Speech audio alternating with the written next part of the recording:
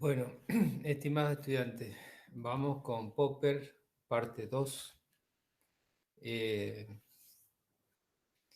Voy a comenzar por dos historias primero, unas referencias biográficas de este autor, de este autor de los libros de problemática de epistemología de la psicología. Tienen que ver con la historia de mi formación, ¿no? Historia de mi recorrido, que, bueno, de alguna manera esta autorreferencia permite pensar de cómo uno llega a determinados lugares, ¿no? Tantos años de formación, tantos estudios, cómo llega uno a elaborar algunas cosas, poderlas pensar.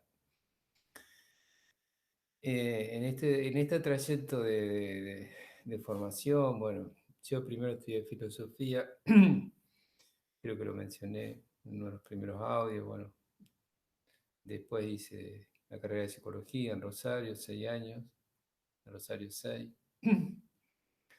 Y luego, bueno, hice muchos posgrados, hice la maestría de salud mental y la maestría de psicoanálisis. Voy a referenciar uno de los posgrados y las maestrías en relación al tema que nos compete a nosotros, ¿no? Al tema de la episteme, de la ciencia y de la escritura. En uno de los posgrados era sobre investigación de la ciencia social, un posgrado. Era un seminario posgrado, con bastante tiempo llevaba.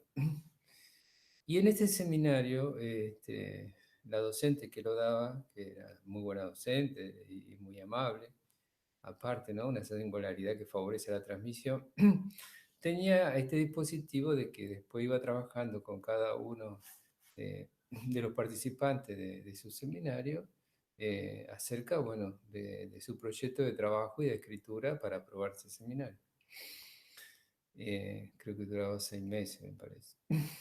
Y cuando ella desarrolla, digamos, bueno, supuestamente tuvo una cuestión, digamos, muy revolucionaria ideológicamente, con la ciencia, bla, bla, bla, empieza la parte epistémica y yo me asombro porque el modelo era Popper. Volvemos a Popper, como, no sé si ubica más falta cuando se enojaba y decía otra vez sopa, bueno, otra vez sopa. Entonces, bueno, me quedé callado ahí porque dije, bueno, siempre digamos hay que ser prudente porque cuando hay un público de profesionales siempre a veces una pregunta puede ser adecuada, pero a veces este tipo de preguntas sobre ya lo que es la transmisión de la episteme, digamos, como estructura básica, porque sostiene, digamos, el discurso. Entonces dije, bueno, esperaré, digamos, cuando pueda hablar con ella en privado, digamos, cuando me supervise el trabajo y tenga que llegar al momento de escriturar. Entonces, en ese momento le digo si podía hacerle un comentario, me dice que sí. Entonces le hago esta observación de que el modelo epistémico que estaba proponiendo iba en cierta tensión, por ser generoso, no dije contradicción, en cierta tensión, digamos, con la propuesta, ¿no? La propuesta tan revolucionaria de la ciencia social. Y que era el modelo de Popper. Y ella me decía, ¿y cómo ves vos eso? Que me pedía que le dé una explicación. Y bueno, es lo que estamos hablando que yo estoy transmitiendo a ustedes, digamos, ¿no? Esta cuestión, digamos, de, bueno, por más que se hacía compleja, o sea, que había una complejidad social, pero era dentro de una lógica binaria, esa complejidad social. Lo mismo pasa con Morín, que después le tengo que hablar de Morín, porque se tomó concepto moderno que es muy interesante, de complexo, la complejidad, bueno, con toda la física que retoma de la incertidumbre, y pero sin embargo uno lee a Morín y en la estructura de la episteme de Morín es otra cosa, parte de otro lugar, digamos, ¿no? Y eso es parte de la complejidad, pero él parte de otro principio. Entonces sucede que cuando no se lee el autor, se toman algunos conceptos y bueno, tal vez se lo mejora el autor, está bien, se lo recrea, se lo mejora, pero hay que decir esa diferencia, de que en verdad, digamos, los principios no son eso, esos son postulados y de esos postulados se arma una construcción nueva. De ciertos postulados ¿no? Que son valiosos y pareciera ser holístico, se arma una construcción nueva, pero no es el autor. Hay que plantear esas diferencias. Y en este caso había todo un postulado ideológico, bueno, muy interesante, muy pertinente, digamos, muy ligado a lo social, muy hermenéutico, bueno, categorías de validación. Pero el modelo que se ya estaba planteando para que nosotros realicemos el trabajo como modelo epistémico era recorte del objeto problema. Una vez que se recortó el objeto no se puede cambiar. Desarrollo de ese objeto con todas las complejidades, ¿no? Y conclusión. Una construcción lineal. Se me traba la palabra. Estoy cansado ya, pero tenía ganas de hacer el video, así que supero el cansancio. Una construcción lineal, digamos, ¿no? Entonces, una complejidad en una construcción lineal. Bueno, yo hice así amablemente alguna observación y ella me miró, se sonrió. Y, y bueno, piñón fijo, seguí para adelante. Pero bueno, me regaló una sonrisa, digamos, como diciendo, ¿qué vamos a hacer? No tengo otra cosa, una cuestión así. Yo le di esa interpretación. Después me tuve que ajustar, digamos, a esa demanda y bueno, hacer una escritura en esos términos. Es decir, ahí está el otro pilar con el que yo insisto tanto, el tema escritural. Es decir, ¿cómo voy a llevar una escritura con una propuesta, digamos, supuestamente progresista, ¿no? Desde lo ideológico, con una escritura, digamos, que tiene otra estructura, que no es libertaria, para ser generoso con los términos? Bien, pasó una escena. Otra escena, bueno, la maestría de salud mental prefiero obviarlo. No voy a hacer referencia. Pasa al psicoanálisis, a la maestría de psicoanálisis. La maestría de psicoanálisis, o sea, me permitió, digamos, tengo que reconocer, poder pensar, revisar, los profesionales de la maestría excelentes, digamos, todo, digamos, gente muy competente. Pero llegamos al mismo problema. Llegamos al problema de que había que presentar una tesis. Había un taller de tesis, bueno, desarrollado por alguien de letras muy competente, con doctorado y demás, pero ¿qué hacemos con la figura retórica? Volvemos al mismo problema. La escritura no sostiene el método y el método no sostiene la episteme. Es decir, ¿con qué episteme se trabaja y con qué método nos lleva? Entonces, ¿qué hacía? Eso que después se replicaba en las universidades, digamos, en relación al discurso psicoanalítico. Yo trabajo el discurso psicoanalítico, trabajo con el método inicial. Ah, qué bien. ¿Y cómo lo escribí? ¿Cómo escribí? Ah, no, no, yo trabajo el método inicial y lo escribo de manera protocolar. Popper, nuevamente Popper. Entonces, ¿cómo? Si vos trabajás el método iniciario y en tu indagación encontrás que tenés que cambiar la conjetura, porque tu indagación te lleva a hacer otra conjetura nueva, que digamos de eso se trata el método iniciario, de eso se trata un diagnóstico, de eso se trata un análisis, que Freud mismo señala que psicoanálisis es un método de investigación. Él va descubriendo y va modificando, ¿no? Va descubriendo algo en la teoría, modifica la teoría. Digo, si vos entras en el protocolo de Popper, no podés cambiar nada. Entonces, haces un malabares retórico de una gran discursiva, de despliegue, digamos, de términos, de psicoanálisis, pero está cristalizado. No lo demostrás, no tenés una escritura que te sostenga ese método que vos proponés hacer. Y no tenés una episteme que te sostenga, porque de nuevo estás con Popper. Entonces, bueno, no estaba el método ensayístico, digamos, como habilitante dentro de la maestría de psicoanálisis. Otra vez sopa.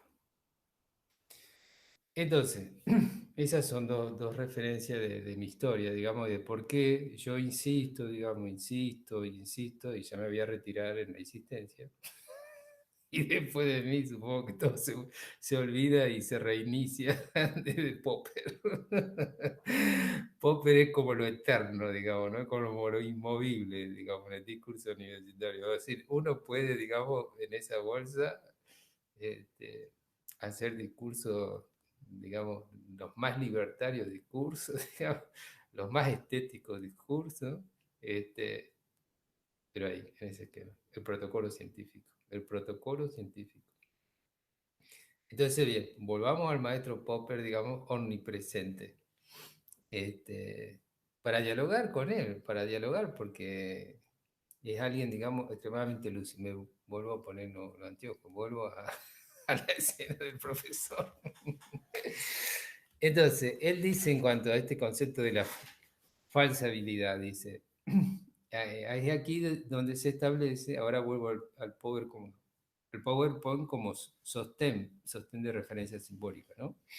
Ya di cuenta, digamos, de la experiencia singular, volvemos a la referencia simbólica y dialogamos con esa referencia simbólica. Dice, es aquí donde se establece entonces la diferencia con el inductismo de Carnot y la escuela vienesa, digamos, donde, bueno, él de alguna manera hace ruptura, y lo que yo hablé en el primer video, ¿no?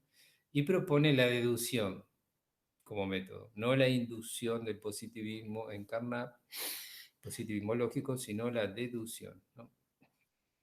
Recuerden que el psicoanálisis toma el otro razonamiento, el razonamiento de la abducción, ¿sí? O sea, va por la vía de comparativa, por eso el método Nietzsche tiene que ver con ese razonamiento y esa vía. Y ya trabajamos la metáfora, primer momento la metáfora, analogía, ¿sí? Abducción, comparación.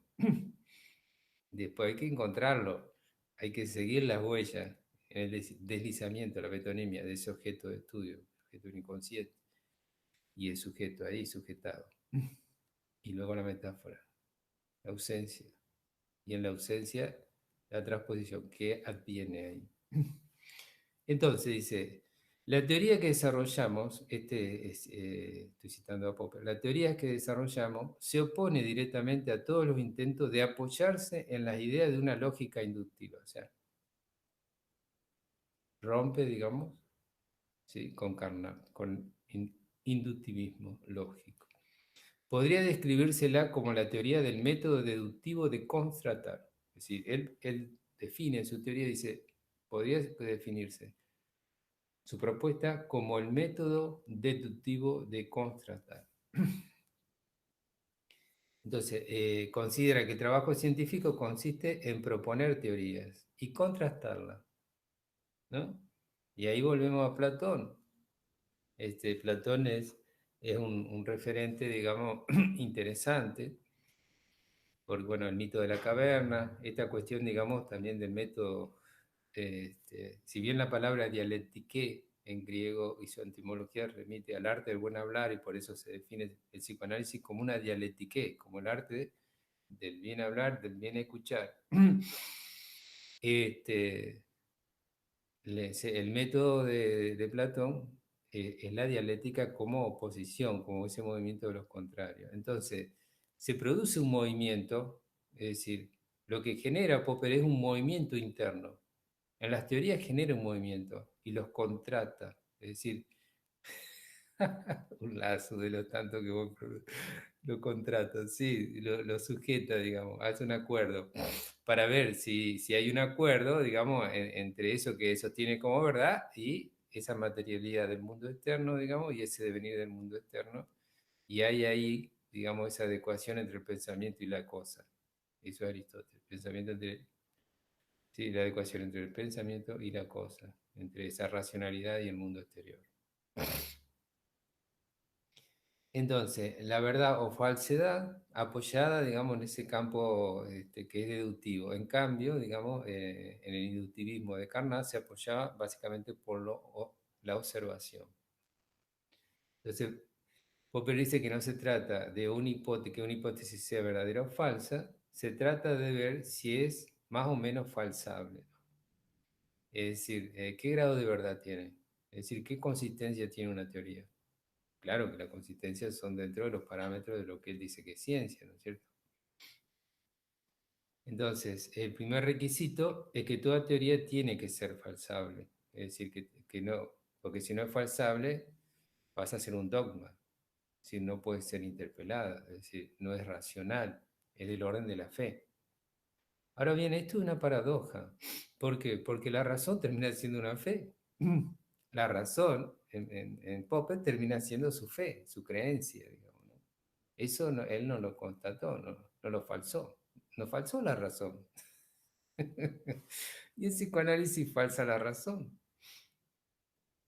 ¿Cómo falsa la razón? Bueno, cuando, digamos, Jacques Lacan, digamos, se ve obligado a interpelar a Descartes, ¿por qué interpela a Descartes, Jacques Lacan? Porque en Descartes está la base del método científico está en Descartes, por eso se insiste una y otra vez. En los procedimientos, en los pasos del método de Descartes, es el método científico actual, digamos, reformulado, por supuesto, pero ahí está la estructura inicial, se mantiene. Entonces, va ahí Lacan, ahí precisamente ahí va, para plantear la ruptura y un nuevo método. Dice, del cogito ergo sum, ¿sí? Soy, luego pienso, lo invierte. ¿Eh? Soy allí donde no pienso.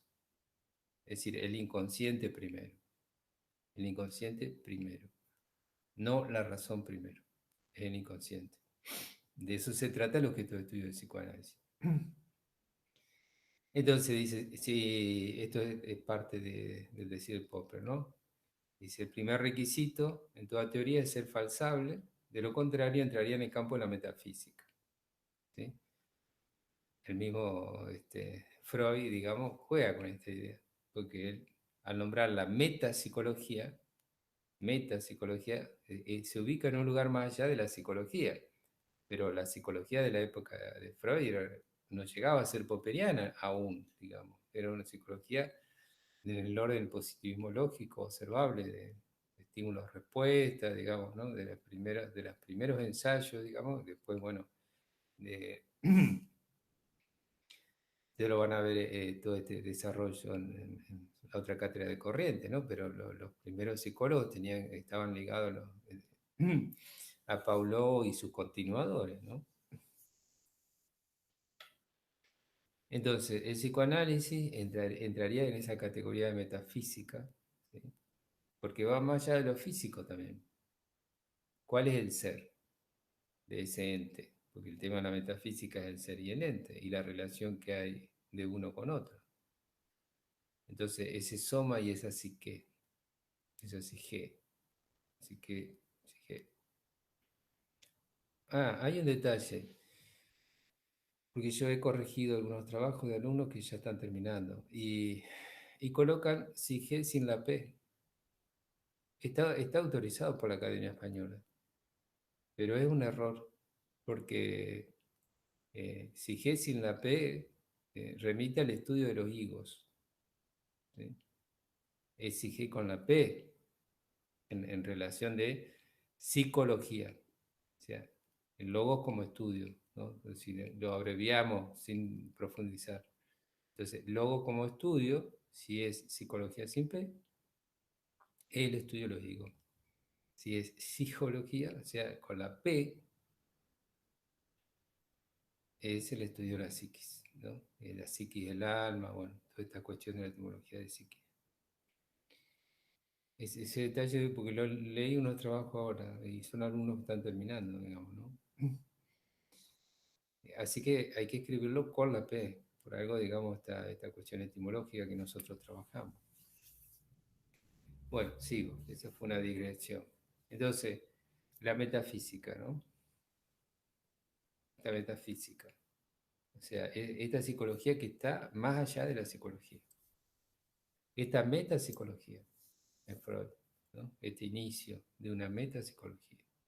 Y ahí tienen el tríptico, lo tópico, lo dinámico, lo económico. Entonces, la realidad a la que se refiere como campo de contratación para demarcar, ¿no? Tiene que poder diferenciar. Y acá es como que no hay diferenciación para Popper. Y tiene razón en Popper. Popper es alguien muy inteligente, muy ávido también de conocimiento e indagación. Él le advierte. Algo que después Freud lo dice en su postulación. La realidad es la realidad psíquica, dice Freud. Es decir, sin negar la realidad material externa, porque si no sería una construcción delirante. Pero es decir, del deseo como construcción de realidad, lo menciona que la realidad es la realidad psíquica. Y Freud, Popper advierte, digamos, que hay ahí una predominación, digamos, del deseo como construcción de subjetividad, ¿no? Y no es lo que él quiere porque desvanece lo racional, desvanece lo racional. Si la vía regia de conocimiento es el sueño. Entonces, cómo sostener una teoría de sueño, o una teoría de mito, o una teoría que sostiene una episteme en el mito? Inaceptable para Popper.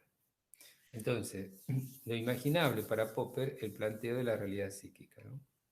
La metapsicología freudiana, según su concepción, es directamente metafísica. Y bueno, y volvemos a esta relación también entre el nómeno y el fenómeno, Kant, nuevamente Kant, ¿no? Omnipresente Kant, Descartes, omnipresente Kant, Aristóteles, Platón, digamos, porque están estos postulados de Kant en Popper, pero están, digamos, en forma binaria, ¿no? Dice, en sus dos textos fundamentales, que yo cito acá, digamos, en las obras de Popper, dice, está esta referencia obligada acá. La epistemología concebida por Popper no es más que el desarrollo kantiano del fenómeno, ¿no? O sea, Popper se ubica él en la filiación kantiana, un kantiano, dice. Sigo el fenómeno, porque el número no se puede conocer. Entonces, si el número no se puede conocer, es decir, y la verdad tiene esta cara oculta, yo necesito necesariamente contrastar, necesito falsar. La teoría me tiene que permitir, digamos, indagar, porque siempre se me escapa la causa en sí, ¿no? Ahora, qué genial hubiese sido que él hubiese aceptado la existencia del inconsciente, porque esto en Samba perfectamente tiene que correrse un poquito de lugar y decir, bueno, con la razón, está bien, Popper, pero tenés el límite de la razón. Si vos das lugar a la existencia de lo inconsciente, bueno, ahí está, digamos, ¿no?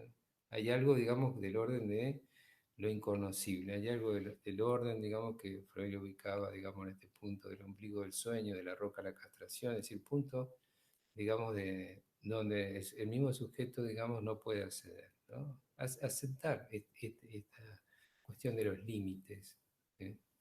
De que no todo, digamos, ¿no? Puede ser conocido. Porque aquí hay una gran soberbia en la teoría también.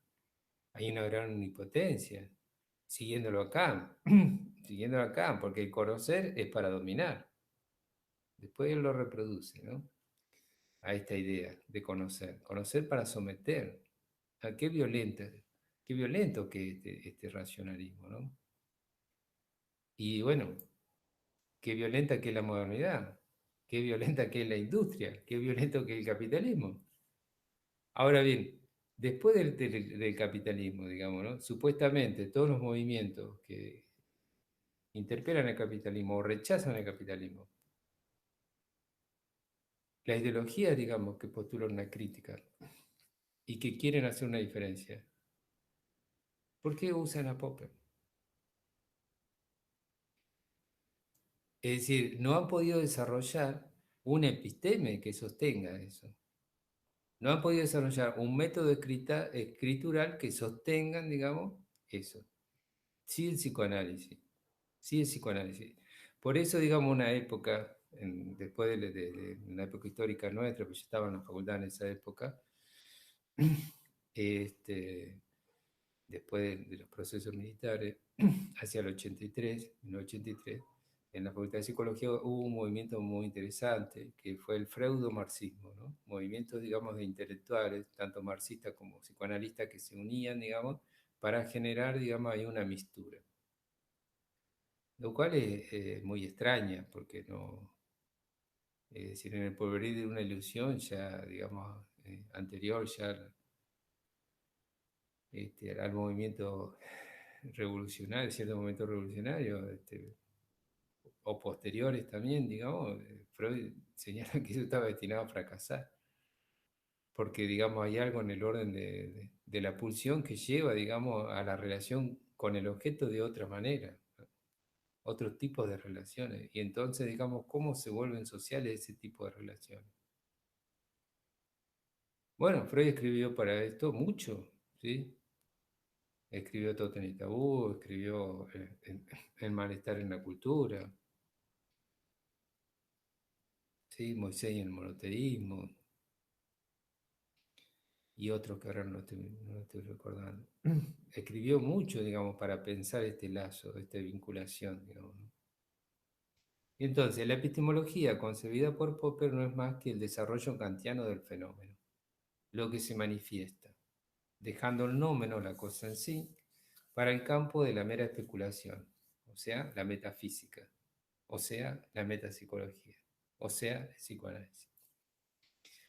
Entonces llamó problema de demarcación, ahora cito a Popper, llamó problema de demarcación al de encontrar un criterio que nos permita distinguir entre las ciencias empíricas, por un lado, y los sistemas metafísicos por el otro. O sea, demarcar, ¿no? Marcar la línea y la separación.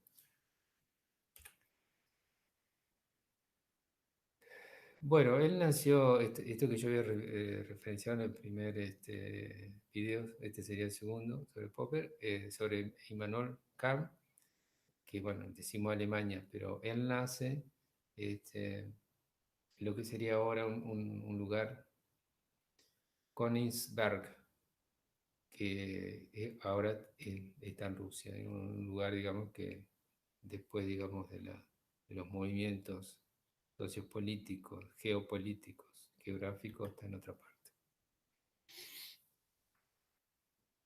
Entonces, ambos autores en diálogos, Carnot inductivismo y Popper deductivismo, tienen una preocupación en común, el lenguaje científico. El lenguaje científico, ese es otra vigilancia, el concepto de vigilancia epistémica, ¿no? Suena muy a lo de disciplinar de Foucault, ¿no? Eh, pero esto es muy importante, porque el padre le dice, el padre le indica, hacia allá tienes que ir. Y él sigue ese dedo, digamos, de señalamiento que yo estoy representando. Este, hay que buscar un lenguaje que no sea polisémico, o sea, que sea unívoco. Por supuesto, el modelo clásico, la física y la matemática, ¿no? Evitar el lenguaje en cuanto a palabra, en cuanto a la etimología, ir hacia el símbolo. Entonces, el lenguaje, digamos, el lenguaje hace de vigilancia en los protocolos científicos. ¿Qué quiere decir esto? Que no está admitida la metáfora. La metáfora no está admitida. Detrás de la línea blanca la metáfora. Porque abre a la polisemia. Es lo que abre a la polisemia. A que uno interprete que el que escribió quiso decir otra cosa. A que el que escribió deje abierto a múltiples posibilidades de interpretación. No, tiene que ser lineal.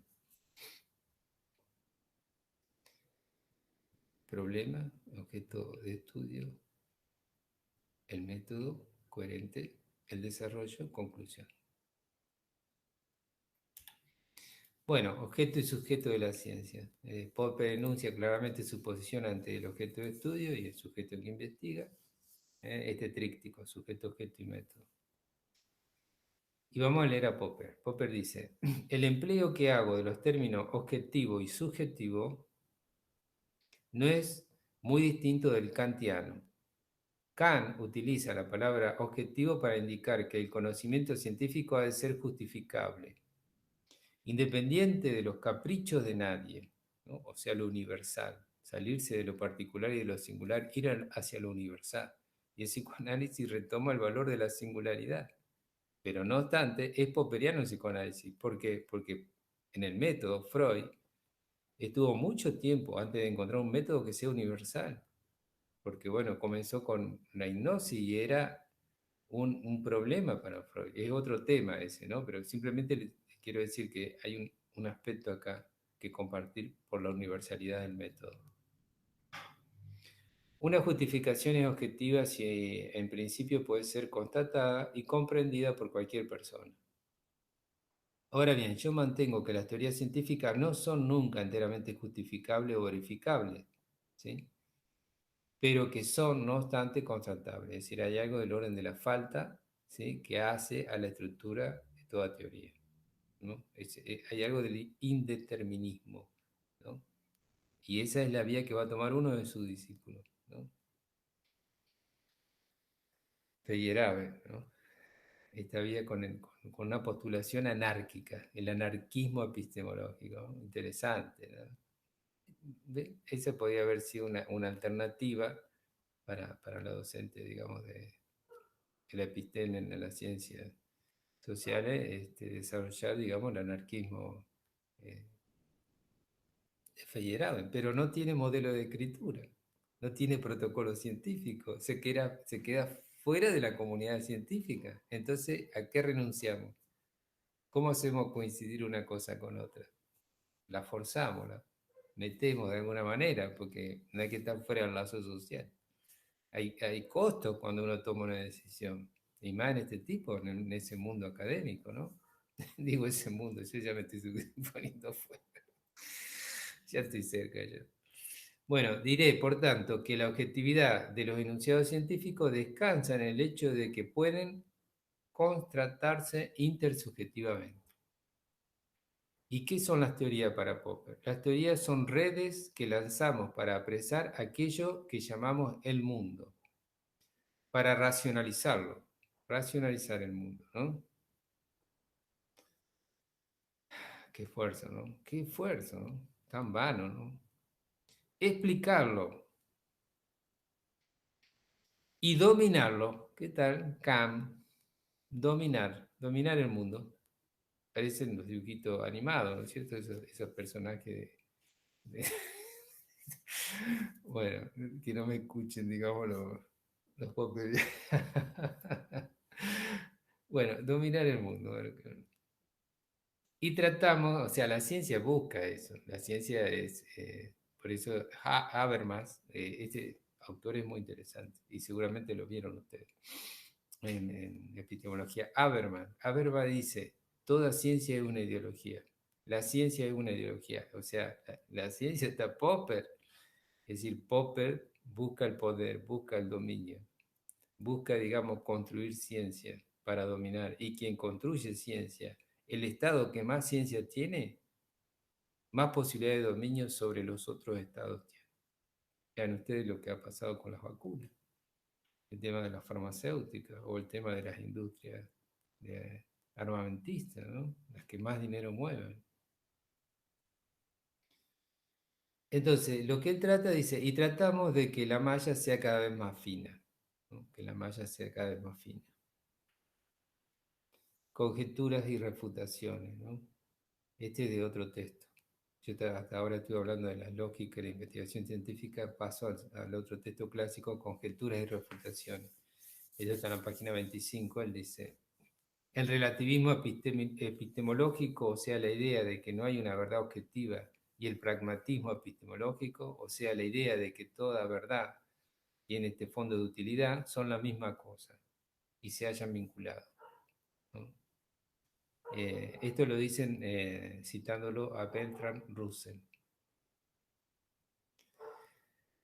Entonces, y bueno, y señala el avance a través de las conjeturas, ¿no?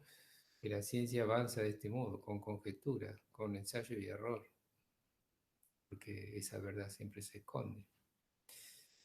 Los griegos tenían una imagen muy bonita, se los voy a comentar. Los griegos decían que la verdad era como una bella estatua, ¿sí? Pero que de noche cambiaba de lugar. Mm, la bella estatua, es decir, Popper está advertido, ¿no? Él busca la movilidad de la estatua, es decir, atraparla en su movilidad, pero se cambia de lugar. La afabilidad humana, ¿no? Lo falable del humano. Entonces la doctrina popperiana es paradójica, ya que por un lado hace un elogio a lo falsable del humano, a la falta, podríamos decirlo, del psicoanálisis, pero por otro lado pone toda su confianza en la razón, ¿no? En la omnipotencia, ¿no? En esta potencia. de dominar el mundo, ¿no? Cómo interviene el mundo cuando se lo quiere dominar, ¿no? Cómo interviene, cómo interviene ahora, digamos, ¿no? Lo que estamos viviendo, cómo se quiere dominar el mundo. Reduciendo la verdad a esta verdad objetiva, ¿no? Como que la verdad, digamos, tiene que ver con estas categorías de la ciencia. Y las verdades humanas se pueden también ubicar ahí, en el mismo lugar. A esto le dará entonces por el nombre de racionalismo crítico, para diferenciar de otros racionalismos que los ubica como ingenuos. Sería la lógica binaria simple.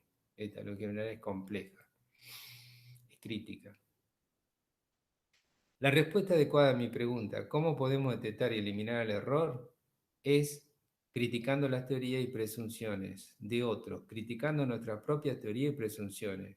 Una posición que propongo llamar racionalismo crítico.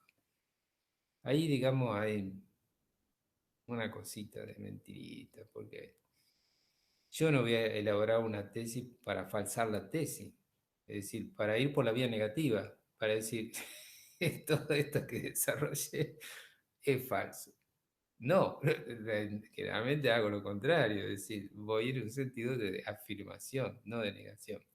Pero fíjense ustedes, qué popperiano es Freud, porque Freud reconoce en los casos clínicos que han sido fracasos. Y eso le ha permitido, digamos, esa falsabilidad que él mismo se aplica para sí, reconstruir y armar teoría. ¿Sí? El caso Dora, paradigmático, ya lo van a ver ustedes en clínica. Ese caso de Dora que tanto critica de Ley Guattari, cuando critica el psicoanálisis. En esto de que Freud insistía, digamos, desde este lugar, que le otorgaba, digamos, su posición, digamos, y no, era otra cosa. Después él descubre que es otra cosa y reformula. Se falsea a sí mismo. El método. No hay una fuente última de conocimiento. Toda fuente debe ser sometida a examen crítico. La verdad tiene esa referencia aristotélica de la adecuación entre pensamiento y cosa, que era lo que yo ya le mencioné, presente en Popper, ¿no? También Aristóteles está presente en Freud. Para esto es necesario someter la prueba, bueno, un poco de lo que ya venía hablando yo. No los quiero cansar. Después yo hablo en este Power de Descartes, de las reglas, ¿no? Que tampoco lo quiero repetir, ¿no? Más allá de nombrarlas, la evidencia, el análisis, la síntesis, la comprobación. Y Popper en esta cuestión de la duda, esa duda constante. Este tema de la duda, después, bueno, hay un determinado autor que hace una mención a los maestros de la sospecha y ubica a Freud en ese lugar, pero Popper también es un maestro de la sospecha. Él sospecha que nadie tiene verdad. Pero eso no lo detiene a querer conquistar el mundo, digamos, a través de la ciencia. Y en ese caso uno puede decir, bueno, un mediador ha sido Thomas Kuhn, va diciendo, bueno, acordemos, esta es la verdad. Acordemos, esta es la verdad. Hagamos una estructura del poder, esta es la verdad. Y esto nos va a permitir, digamos, espacios, territorios de dominación, ¿no? De conquista, de apropiación, de sometimiento, porque una cosa lleva a la otra.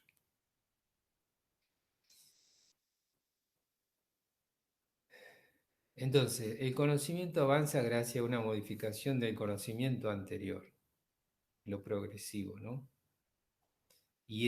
O sea, y eso lo permite esa falsación, porque la falsación muestra que hay un error, como el paso, digamos, de Newton a Einstein, hay algo ahí de una física que digamos, no pegó el salto, ¿no? Es mecánica y bueno, y hace un salto, digamos, ¿no? Pero se necesitó eso anterior, se necesitó reconocerlo, se necesitó el movimiento de cambio, bueno, está toda esta cuestión señalada acá, ¿no? Que no deja de ser verdad, como parte de construcción, esa deconstrucción para una nueva deconstrucción, ¿no? Entonces, esa duda constante sería esa falsación, digamos, ¿no?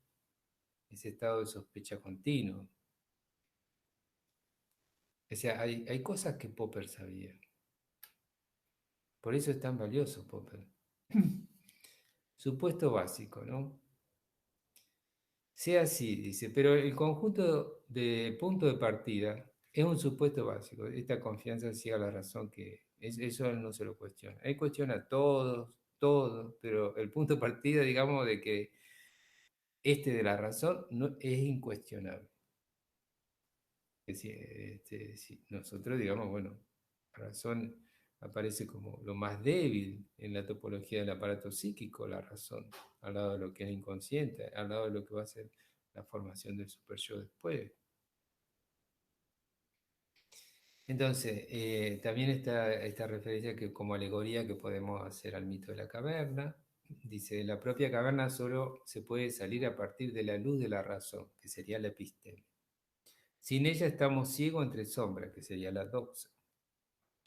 Entonces, para Popper, la intuición intelectual y la imaginación son muy importantes, pero no son fiables, ¿no? Pueden conducir a error. Por lo tanto, las funciones más importantes son esta observación, ahí recuperan el inductivismo, y razonamiento. Y podemos agregar vigilancia epistémica en el lenguaje y modo escritural en el protocolo científico. Bueno, ahí está todo el tema también, yo menciono en el Power lo que es la aristocracia intelectual, porque la academia de alguna manera sigue el modelo platónico de la aristocracia intelectual. Son jerarquías, titular, asociado, adjunto, JTP, bueno, es una aristocracia intelectual. La herencia, ¿no?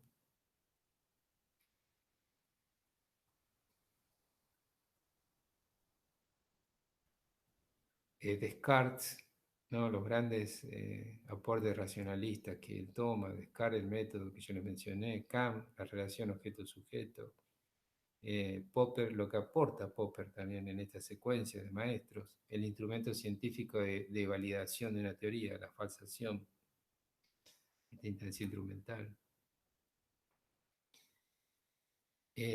Popper reconoce el valor de los mitos.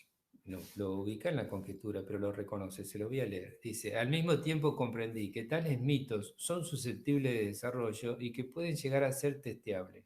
No olvidemos que hay un mito que organiza una teoría, el mito de Edipo, en relación al psicoanálisis, y bueno, yo en, en tiempos más cercanos postulo que es el mito de la Torre de Babel en relación al lenguaje, ¿no? Entonces, al mismo tiempo, comprendí que tales mitos son susceptibles de desarrollo y pueden llegar a ser testeables, que en un sentido histórico, casi todas las teorías científicas se originaron en mitos. Casi todas las teorías científicas originaron en mitos. Y que un mito puede contener importantes anticipaciones científicas. ¿Qué es la ciencia ficción? ¿Qué es la ciencia ficción en el campo, digamos, de la literatura? Que generalmente los que escriben ciencia ficción han leído mucho de física y de matemática en algunas construcciones. Es la proyección de la ciencia como anticipación, lo posible. ¿No estamos viendo una escena de ciencia ficción ahora, en la pandemia? ¿Cuántas películas han visto ustedes en esta escena, en la escena esta de que estamos llevada, digamos, ya al caos, al anarquismo, ¿no es cierto? En las películas.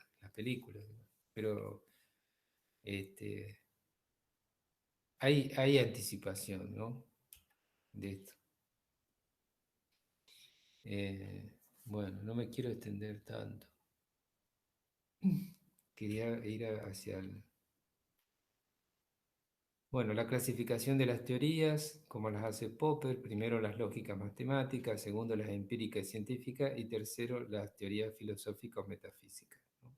Esa clasificación otorga. Bueno, podría ser otro video más sobre el indeterminismo, ¿no? Ese fenomenismo kantiano que él lo transforma en lo indeterminado, ¿no? Eh, bueno, la relación que tuvo con Adler, este, este hecho, digamos, de que se le presenta eh, una indagación, una investigación de muchos casos, pero había uno que falsaba todos los anteriores. Entonces, él trabajó, hizo esa experiencia con Adler. Y cuando se lo comentó, no se lo voy a leer, se lo voy a comentar para que no se me haga tarde. Eh, para él eso ya era suficiente. En un caso falsaba los 99 anteriores. Entonces había que reelaborar la hipótesis de trabajo. Y Adler lo desestimó. Dijo, no, es uno. Si 99, ese uno no tiene el valor. Y eso a él, digamos, de alguna manera lo marcó en esa relación, ¿no? Entonces, si esto es psicoanálisis, yo acá no me afilio, digamos, ¿no? Esto lo voy a leer, voy a terminar con esto. Podría ser otro power, otro power, otro poder más en manejar esto del poder, ¿no? En las palabras. Pero no, me abstengo, no voy a seguir hablando más. Pero sí quiero decir esto. Dice, el mandato paterno como espíritu de su obra. Ese fue el título que está en el power. No deseo sugerir que la siguiente formulación estuviese en mi mente cuando tenía 15 años. Estas son palabras de Popper en su autobiografía. Acá pasé al otro libro, una autobiografía intelectual, página 25. En aquella discusión con mi padre, que acabo de mencionar en la sesión precedente, o sea, venía hablando de eso antes, el padre le dice, palabras del padre de Popper a Popper. Nunca te permitas la inclinación de tomar en serio los problemas acerca de las palabras y sus significados. Tema central de psicoanálisis, escuela francesa, Jacques Lacan. Lo que ha de tomarse en serio son cuestiones de hecho y las aserciones sobre los hechos, teorías e hipótesis, los problemas que resuelven y los problemas que plantean. Esto que le dice el padre a Popper es lo que hace Popper. ¿Mm? Mandato paterno. Bueno, los dejo, creo que ya hablé demasiado y bueno, hasta ahí podría ser otro más porque el Power es mucho más largo y desarrollar y abrir otras cuestiones más, pero no los quiero cansar, digamos. Pero creo que ya les di bastante elementos como para que ustedes hagan inferencias y puedan repensar lo que ya le han sido tramitados, pueda, digamos, también articularlo con. Después, bueno, yo menciono el tema de la metáfora. Con Wittgenstein tiene una relación, digamos, y un diálogo interesante entre el enigma, si es posible el enigma en la ciencia, y ahí ubicaríamos la metáfora. Uno dice que sí, otro dice que no, porque sí, porque no. Léanlo, en el Power está. Este, y también está esta relación, digamos, de cómo conjeturar, ¿no? Este saber, digamos, articularlo a una instrumentación, ¿no? Es decir, cómo articular este tríptico entre episteme, doxa y tecné, ¿sí? Porque si nos quedamos en el puro racionalismo, tenemos, digamos, una episteme, pero esa episteme sin la doxa queda, digamos, en un salto hacia la tecné, como una instrumentación de dominio y de poder, de búsqueda de dominio y de poder, que un poco, digamos, ese es el efecto que va a tener la teoría de Popper. Entonces, reproducimos lo mismo, estamos reproduciendo lo mismo al transmitir Popper, a no hacer la diferencia, ¿no? Porque se ve en ese modo escritural. La escritura es la clave, la escritura.